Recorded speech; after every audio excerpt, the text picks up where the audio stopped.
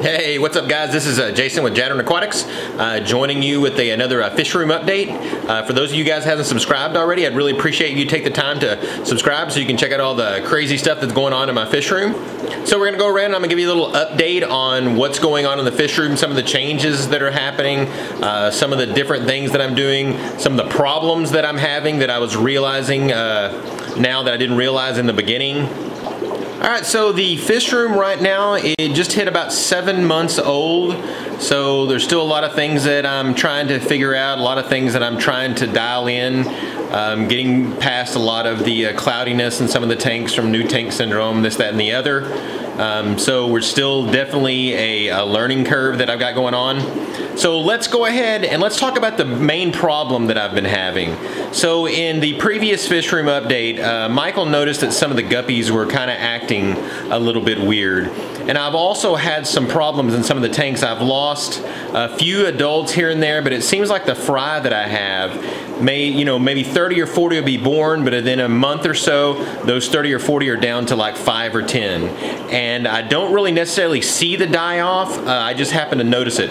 Typically the snails that are in my tank, if a fish dies, they're on it in a hurry and they eat that fish before a lot of times I even realize that that fish has even passed away, and especially if it's fry.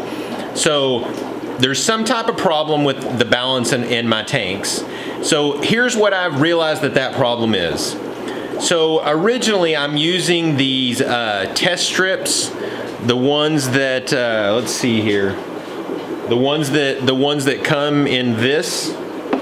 I've tore off the thing, but you can see this is the thing that you look to see what it's at. So the problem is, whenever I was doing the test on that and I was trying to figure out exactly what the hardness was, it was showing that my hardness in my tanks was about 150, which really isn't too bad for live bears. It's probably better a little bit around 200, but I figured that wasn't a problem that I was having in the tank, so I kind of ignored that. And then I realized it's really difficult on those test strips to be able to tell what the different colors are when it comes to the hardness. It's like a light brown and a little bit darker brown. Difficult to tell each one of them apart. So I decided to order another test kit in, and this time I ordered in just the simple API. It looks like everyone has really great luck with it because it simply changes from a blue to a yellow, or changes from an orange to a yellow, or a orange to a green, I think, whenever you're doing it. So you're just adding drops so you can tell. Well, I realized after running those tests that the hardness in my tanks was only about 75. But the main problem that I was having is the alkalinity. My alkalinity starts out pretty low in these tanks. So any of these 10-gallon tanks where I've had a lot of fry birth in them, it doesn't take very long before all that alkalinity gets used up, and then the pH starts to swing and it starts to drop, and it starts to drop in a hurry. And I think that's probably where I've had the majority of my die-off, is in those tanks where I'm getting quite a few fry in there, and then the pH begins to swing. So initially, before I bought that first test kit, what I did is I got some crushed coral, which you see a lot of people use, and I wanted to put about a handful into each aquarium. One of the cool things that I ended up using, you've probably seen people use before, is this. These are the disposable slip-on socks, the nylon ones. These make it real easy. You take it and you put a handful of the crushed coral in there, and then you tie it up. As you can see, in that aquarium right there, that's the way that I have it. Well, running it like that, I've noticed that it's only gone up from 75 to a little over 100 in a couple of weeks. Now granted, it takes that crushed coral a while decaying and being absorbed into the water and causing that hardness to go up. So I'm running some other tests. So what I decided to do on a couple of tanks is I decided to put in, fill the entire bottom of the tank up. Crushed coral is used a lot in marine aquariums because it's really good at holding your pH steady at about 8.3, so you can put too much in there, but I'm already doing water changes fairly often, so I don't think a huge rise in pH is going to be a problem. So these two tanks right here,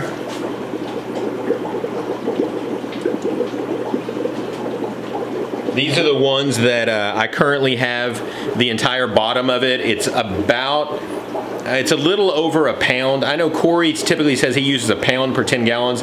This is a little more than that. So I'm running tests on it about every 2 days to see exactly what's happening with the hardness and see what's happening with the pH.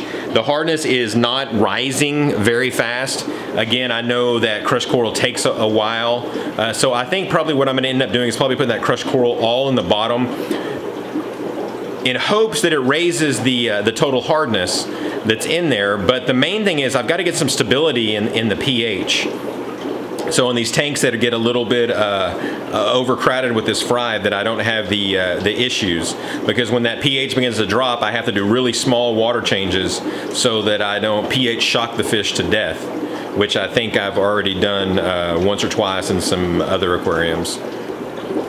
So something else with the heater that I'm running in here, this one right up here, this is an air conditioner slash heater.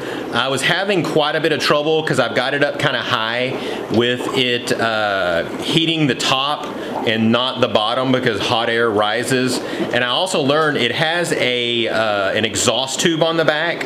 So when the air conditioner's running, it blows that hot air out. So I took that exhaust tube off so I could bring the heater down lower, and then realize that the thing basically works in reverse. That whenever you have the heater going on it, it's blowing out really cold air out the back through the exhaust. So you gotta have the exhaust on there for the heater and for when it's cooling. So I had to put it back up on top. So I had to come up with another idea of how to get that hot air that's at the top down to the bottom, because I was having 10, 15 degree changes from the ceiling to the floor. So what I decided to do is just simply put up hang a ceiling fan that blows from the top, that blows down. That fan runs 24 hours a day. It's off right now, so we can actually hear through the camera because it's kind of noisy. So if we look over here at the thermometer on the wall, this thermometer measures the temperature up at the top, and then it has this cable that goes down to the floor. So right now at the floor it's 77, up at the top it's about 82 degrees. So that seems to be working pretty well. The colder it gets, I think the more problems I'm gonna have. This isn't the most insulated room in the world. I really probably need to do some of the outside of it because I've got some cracks that are letting in a bunch of cold air.